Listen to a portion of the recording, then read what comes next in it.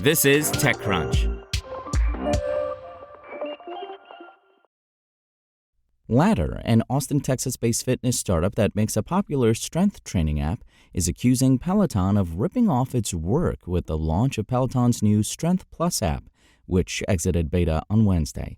After receiving feedback from Peloton's beta testers that the app looked, felt, and functioned much like Ladder's own, the company says it further investigated and found that 15 Peloton product, engineering, and design team members had been using Ladder's app since January 2024.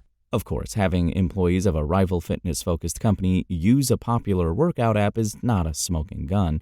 After all, it's likely that Peloton staff use a number of competitive products as part of their own personal investments in health and fitness. However, Ladder writes in a blog post that it's quite flattered that the Peloton team was really inspired by all we're doing for our Ladder members, before noting how frequently Peloton staff used its app and sharing a chart showing all their sessions. In addition, Ladder claimed in a post on X that if you came here expecting us to complain about how Peloton literally copied our UI UX, user interface / user experience, screen for screen, we're afraid you'll be disappointed. It's a clever way to accuse Peloton of ripping them off while not technically doing so. Peloton has not yet responded to a request for comment. Ladder is not necessarily the underdog in this scenario. Peloton was a pandemic-era success story but has struggled in the years since as people returned to the gym. The company was also beset by supply chain issues and product recalls.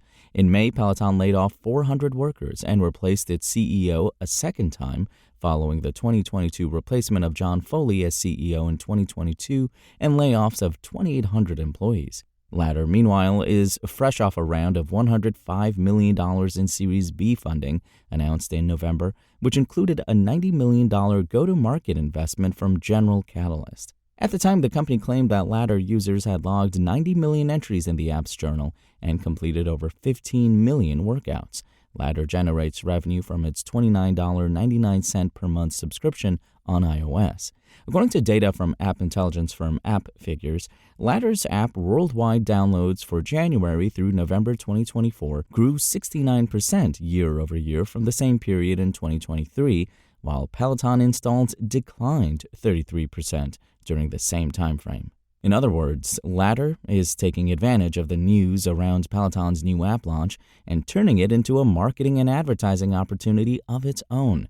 Ironically, the company is doing so by taking inspiration from another well-known advertisement, Apple's Get a Mac campaign that ran in the early 2000s and famously pitted the Mac, personified as a cooler guy in casual clothing, against the stuffier PC guy dressed in a suit and tie.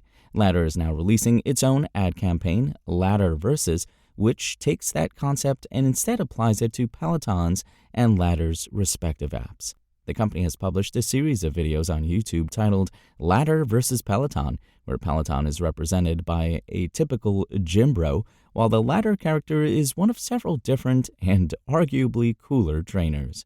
Reached for comment, Ladder essentially admits it's just promoting its ad campaign with its accusations. Asked if it was pursuing legal action against Peloton, a rep for Ladder replied, "At Ladder, our mission has always been to make strength training accessible for everyone. While we've had a lot of fun with this campaign and appreciate the positive response from our community, we continue to focus on what matters most, our members," they said.